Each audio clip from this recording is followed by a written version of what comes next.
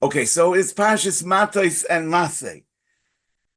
In Parshas Matos, it says we have the whole story with the Bnei God and the Bnei Reuven, who chose not to enter Eretz Yisrael and take their inheritance in Ever HaYarden. The pasuk says, "Umikne Rav Hoya Libnei Reuven Libnei God."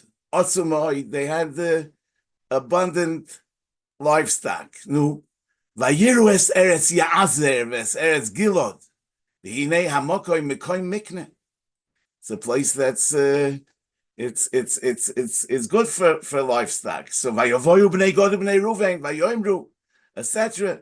Haaretz asher hika Hashem lifnei adas Yisrael eretz miknahi v'lo avodecha mikne. So it's like a perfect match. We would like to stay here. Vayoimru imatzonu chen beinecha yutan es haaretz hazois laavodecha laachuza al tavireinu es hayarden. Now we know that obviously the Shiftei Ko, they knew that the Maila and the Kedusha of Eretz Yisrael, the land that HaKadosh Baruch Hu promised already to Avram Avinu, and therefore it's kind of surprising that for a material benefit of the Mikneh Rav, they were willing to give up Eretz Yisrael just in order that they have a good place for the Mikneh Rav. Even if we say that it was Adaita the Hachi, that they figured that if they stay in Ever HaYarden will be Niskadesh, B'Kedushas Haaretz, which is not clear that they knew that, but in the end of the day, Ever HaYarden is not on the same level as Kedusha. The Ran in the Dorim Daf Chav Beis says that you can't bring the Omer from Ever HaYarden. There are differences, la halacha, between the level of Ever HaYarden, the East Bank, and the rest of Eretz Yisrael and Eretz Yisrael proper. So how is it possible that for a material gain they were willing to give up Eretz Yisrael? Further on it says, "Vayikshu elo vayoimru gidrois tzoin nivne lemikneinu poi." They'll build the pens for the flock. V'orim letapenu, cities for our children. So Rashi says, "Chosim hoyu alma moinam yoisim ibneihem ubneiseim." They cared more about their money than about their children. Sheigdimu mikneihem letapam. They first said, "Gidrois tzoin Nivne limikneinu poi," and then they said va'orim letapenu. Amalahem Moshe loichein. That's not the right approach. Asu ha'ikir ikir v'hatofel tofel. Bnu lochem tchila orim letapchem va'achan kein gidrois litzoimchem. And that's why it says further on, Bnu lochem, Moshe Rabbeinu says to them, Bnu lochem orim letapchem v'gidrois litzoimchem v'hayotzei mipichem tasu. But we see that the taina against the Bnei Gad and Bnei Ruvain was only about the Seder Hadvarim, the order of things, that they put their sowing before their children. But it seems like Moshe Rabbeinu didn't hold it against them at all, that they chose not to enter Eretz Yisrael and to stay in a place where in an Eretz Mikna that's good for the Mikneh Rav, and not go into Eretz Yisrael. How can we understand that? The Gemara says in Nida Daf Tezayin, Dorish Reb Chanina bar Papa Oisoi Malach HaMemuna al Hahiroyoin, etc. Noitel Tipa Umaamida B'fnei HaKadosh Baruch Hu V'omer Lefonav Tipa Zu Mate Heolel Gibor Oicholosh Chacham Oitipish Oni Oyosher. So before a baby is conceived, there's already it's announced in heaven, if he shall be a gibor oy cholosh, a chacham oy tipish, a ani oy osher. So we see that wealth is not something exterior, but it's one of the tools that a person is given with his as he's created, together with his koiches hanefesh, together with his psychological makeup, together with his seichel, the level of his seichel, the level of his physical strength, and the level of his wealth. Gibor oicholosh, chochem oitipish, oni oyosh. Which means that with these kalim, with these tools that a person is given, according to how much chokhmah he has, how much gvura he has, how much ashiras he has, he's expected to serve the Rebbeinu Shalom and choose the right path. And therefore, the Bnei Gad and Bnei Reuven that had Mikneh Rava Otzum understood that their mission in life is really to preserve and to develop their Mikneh in a way that's L'Shem Shamayim, and therefore they need to have an Eretz Mikneh. You know, Vayivosei Yaakov Levadoi, the Pasuk says. So the Medrash, the Gemara says in Chulin, Amar Rebbe Elazar shenishtayer al pachin ktanim. He forgot small pachim of oil, and he went back. Mikan letzadikim shechoviv aleim emoinam yoisem igufam. In other words, he even endangered himself in order to go back for those pachim ktanim. Tzadikim emoinam choviv aleim yoisem igufam. Hard for us to understand what that means. V'kol kach loma lefi she'ein poishtin yedein begezel, because they don't steal. Meaning that money that's earned properly in the right fashion, without an avak gezel, is really a matnas shamayim. It's a gift from heaven, and therefore it's the person's responsibility. That's his lot in life. That's his chelik, that he has to be mevarer and mesakein. He has to use that l'shem shamayim, and he can't just throw away what he has. It's his responsibility.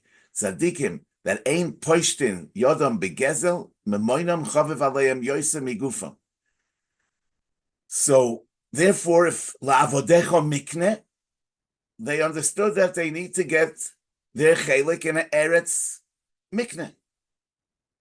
You know, that is the ain't poishtin yedem begezel. You know, the Medrash says, Kol mi sheyesh leimone roitze masayim. So the nisayon of gezel becomes greater as a person has more money, and therefore somebody that has the mikneh rava otzum, his mission in life is being careful in avak gezel, in ein poishting yedem begezel, and therefore he can't just give it up. That's his mission. You know, the Medrash says in Bereshis Rabbah, Parsha Ayin Beis, on the pasuk Vayelech Ruvain b'yemei ktsir chitim. So the Medrash says Chanoich lenar al pi darkoi gam ki yazkin lo yosur mimeno. The Medrash brings the pasuk in Mishlei. Chanoich lenar al pi darkoi gam ki yazkin lo yosur mimeno. Yutan esa oretz hazois la'avodecha, which is the Bnei Gad and Bnei Reuven in our parsha. The Medrash is connecting the Yutan Esa Oretz Hazois Lavadecha with the Chanoich Lenar Al Pi Darkoi Gam Ki Yazkin Lo Yosef Imena. So in the Pirush Maharzav, he says Chanoich Lenar Pirush K'moy Reuven B'Yaldusoi Sheshomar Atzmei Min HaGezel Kidel Kamon, because it says further in the Medrash that Reuven found dudoim basode. Teida lecho sheholach b'shas hakotzir b'shas bikur kol minei ifurio v'lo hevi elo davar shehu min hamufker lo hidiacho shehu shmurim migezel haaretz. So Reuven was very careful about gezel. V'chein bonov shehoyu lahem mikneh rav v'osu legadol b'hei medaka beretz Yisrael, as the Gemara says in Bava Kama Daf Ayin Tes. Al kain bikshu nachlosam b'mokim mireh b'midbar. And so says the Radal. So it comes out that this was really a continuation of the Chanoich Lenar al Pidarkoi, a continuation of Ruvain's being Nishmar Min HaGezel. They wanted to be in an Eretz Mikneh in order that they should be able to raise their Mikneh and be Nimna Min HaGezel. And I'm saying not only that, but also the Chosim Al Memoinam is something that comes out of the Nishmar from Ava Gezel, as Chazal say.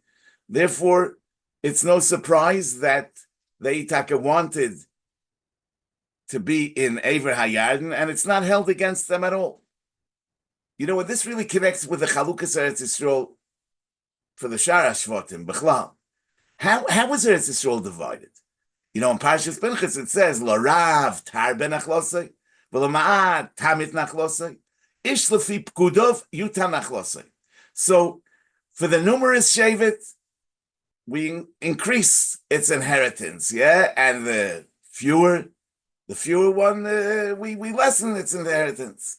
So each Shevet, according to his count, yeah, shall his inheritance be given.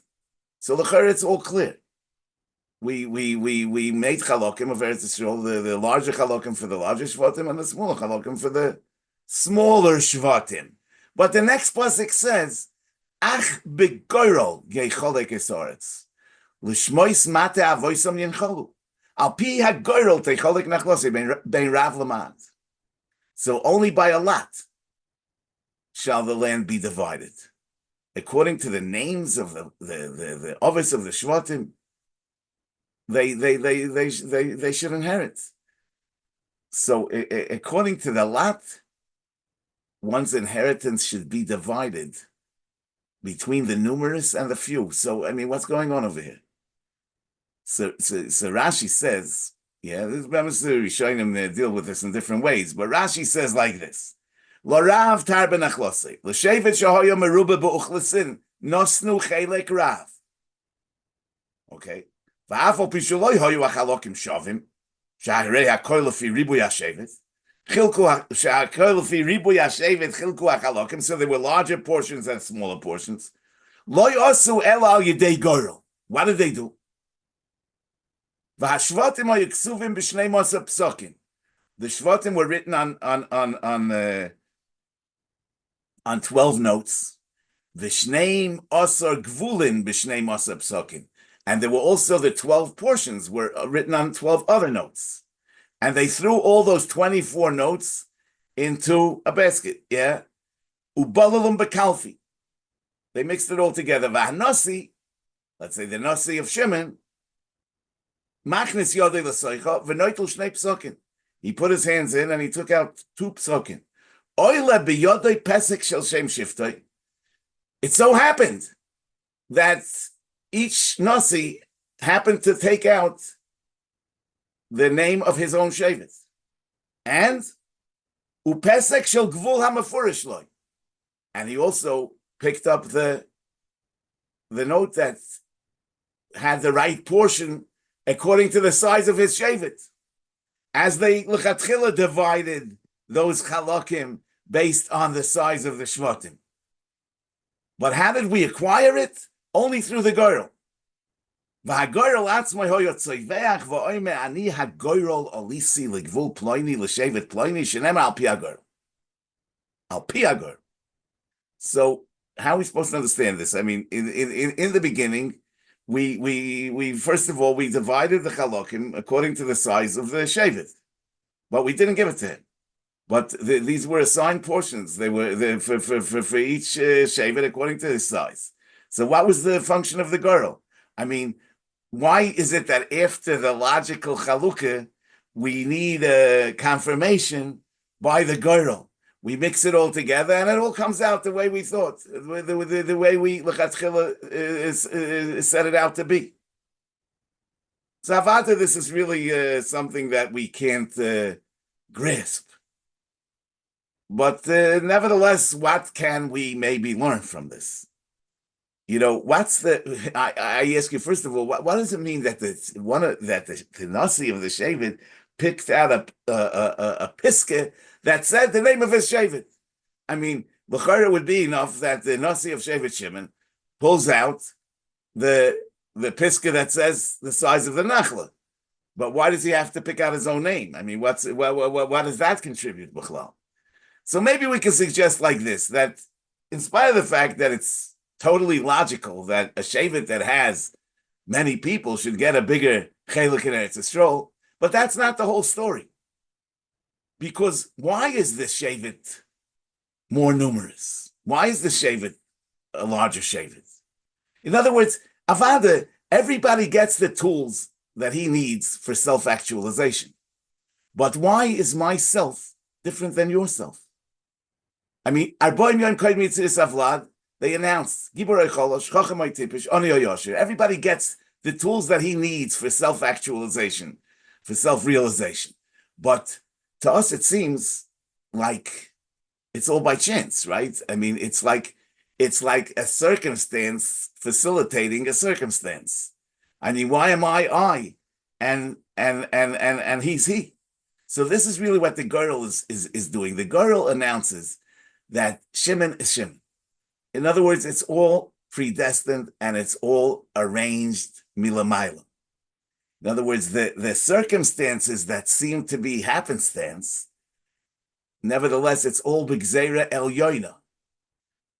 The circumstances actually can guide a person in terms of knowing what his mission in life is. I mean, Shlomo HaMelech says in Mishlei Gimel, Kabei des Hashem mehoinecha, literally means give honor to the Rebbeinu Shalom with your money. Rashi says, Mikol ma shechononcha, anything that he gifted you with. Afilu mikoil orev, if you have a sweet voice. Then there's in Rashi, it says, Al tikri mehoincha, ela migroincha, not your money, but your throat. But in any case, mikol ma shechononcha. In other words, a person's abilities tell him with what he is meant to serve the Rebbeinu Shalom. His predisposition is really a guide. So the pshat is I have the koil orev because that's my mission. It's not because I have the koil orev that becomes my mission, because really it's all part of. It all begins with the Arboim Yoim Koidim Yitziris Havlad, where everybody is given what he needs in order to serve the Rebbeinu Shalom. The Gemara says in Sanhedrin, Daf Tzadik Tes, Kol mi she'ef sheloi lasik b'Torah ve'enei oisik, all of Nema ki dvar Hashem bozo hikores tikores. So the Balatanya in the Maimer on Purim, he says, somebody that can't learn because he doesn't have the intellectual capacity or the emotional capacity or the finances, he can't. So obviously, I mean, we say it's dailoi b'kriyas shema shachris v'arvis. So how could it be?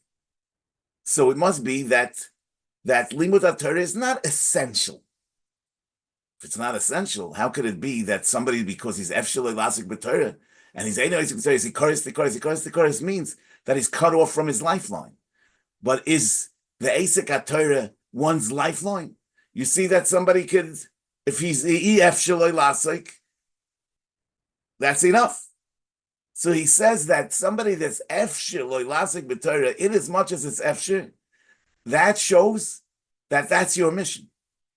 And if you and your neshama can't actualize itself and can't reach its shleimus unless you're Isaac b'Torah, somebody that's ef shaloi lasik b'Torah, so his neshama actually can reach its shleimus without that. But somebody that's ef shaloi lasik b'Torah, his neshama can only reach its shleimus with Asik HaTorah. In the Sefer HaTanya, in the back of the Sefer HaTanya, there's a Igeres HaKodesh, Siman Zayin. He discusses this Indian also. V'hinei af shegilu yizeh yidei Asik HaTorah v'amitzvus ushavu l'chol nefesh miYisrael. Yeah, and everybody b'derech klal. Ki Torah achas u'mishpat echad lekulonu. Yeah, Abba zochte. Afal became bederech prat. Ein kol hanefoshois oy haruchois v'haneshamois shavois be'inyin zeh. Lefi eis uzman gilgulam uboyom la'olam hazeh. Ukemaimer Azal, the Gemara in Shabbos, avuch b'may havizor tzvei. That when Moira asked another, your father, what was he most careful about? Amali b'tzitzis. And the Gemara goes on. So you see that people have a zohir tzvei in a certain thing. V'chein ein kol hadorois shavin. In different generations, there's a different focus, a different mission. Ki kemoishe ivorei ha'odam, kol eiver, yesh loy pu'ula protis umiyuchedes, ha'ayin lirois, va'oizen lishmoya, kach, b'chol mitzvah meir or proti umiyuched me'or ein soif baruch hu, va'af shekol nefesh mi-Yisrael, tzricha lovei begilgul l'kayim kol tov reish yud gimel mitzvahs. He says that in Gilgulim, a person is a kohen, a Levi, and a Yisrael. Mikol makon, loy nitzricha ela laha'adofa, uzehirus, uzrizus yisera, beyeser se'es, beyeser oz, kfula u'mechupeles, lamaila mishar mitzvahs. That everybody has certain things in which he's meant to have a zehirus and a zrizus yisera. V'zeu she'omar b'may have zohir tfei davke. Now he says, "V'hine yisroin ha'or hazeh ha'proti, l'neshamois protiois, einoi bebchines tam v'das musig." It's impossible to understand. Why do I have this task, this role, this mission? Yeah, I have the mission of being living in poverty, l'shem shemayim. You have the mission of living with wealth, l'shem shemayim.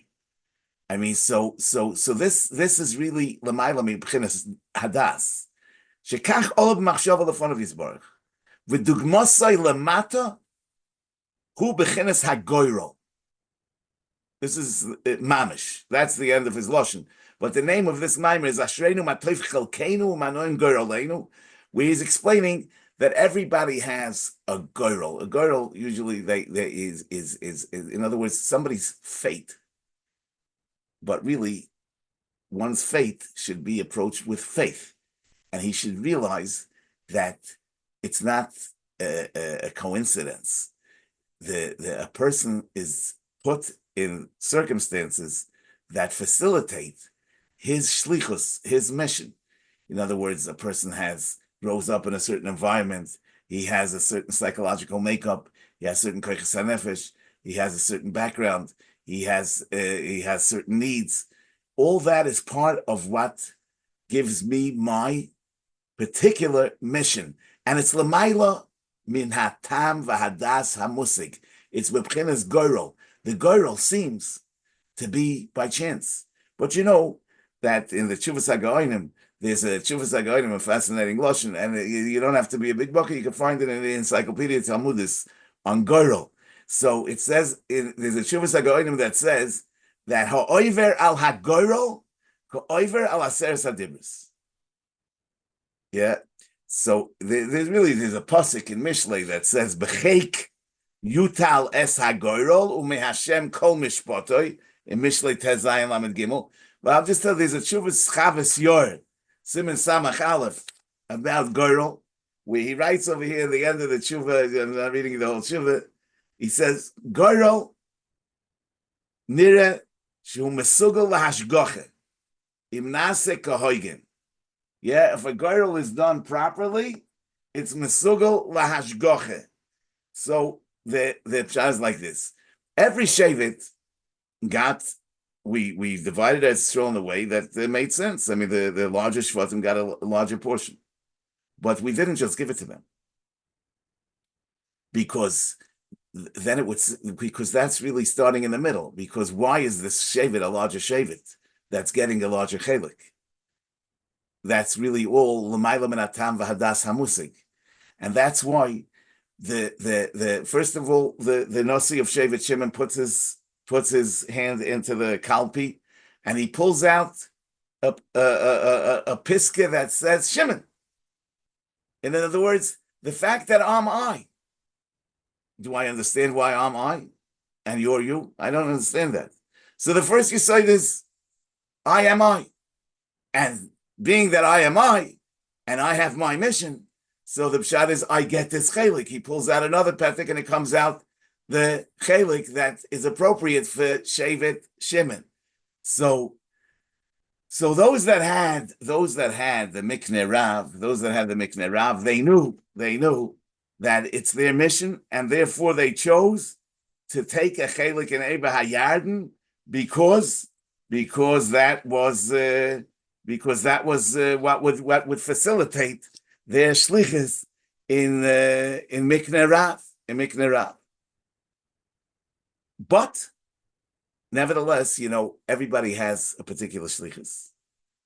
But sometimes we become so obsessed with our particular mission that it's at the expense of other responsibilities, right? Somebody could become a tremendous Baal Chesed, but then he bumps into people on the way when he's engaged in some major Chesed project, right? So one should not lose proportions, right? It's very important to be oisik in your mission, but you nevertheless have to have priorities, and therefore the fact that the Bnei Gad and Bnei Ruvain were willing to stay in Eivah Hayarden and not go into Eretz Yisrael, that was the right thing, and they received it. But at the same time, Moshe Rabbeinu points out to them that they need to keep their priorities right, and that is that they shouldn't be makdim their mikneh. They shouldn't be makdim their mikneh to their.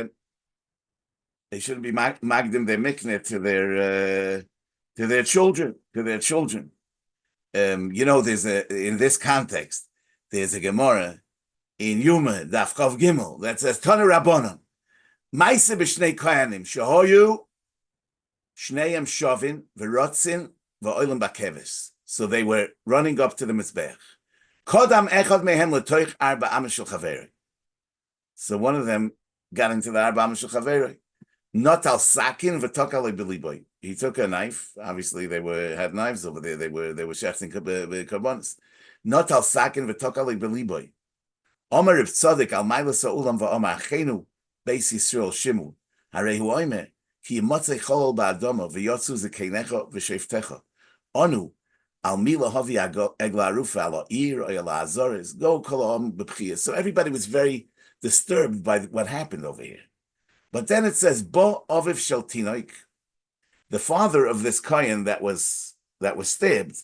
He came Umatzoi Shu Mefarper. He saw that he was still goisesing. He wasn't dead yet. Omar, Hareu kaparaschem. This will be a kapara. V'adayin b'ni mefarper v'loy nitma asakin. The knife is still didn't become tummy because the knife was taken out and the boy's still alive. So v'lamdecha shekosha aleim taras kelim yosim eshvichas dam. So that's what the Gemara says. That teaches us that they cared more about taras kelim than shvichas dam. The father of the stabbed kohen was saying, "Oh, adayim b'ni mefarper, the sakin is tahor." So I think this is an example. This is an example of people that become so obsessed with their particular mission, that they lose sight of all their other responsibilities. So Moshe Rabbeinu is saying to the Bnei Gad and Bnei Ruvain that wanting to stay in Eivah Hayarden, that's the right thing. That's the right thing. You have Mikneh Rav, you should be in Eretz Mikneh. But at the same time, don't forget that Tapchem comes before the Mikneh, and therefore you should keep your priorities right. Okay, Rabbi Sai, I think that I'm going to wish you a good Shabbos.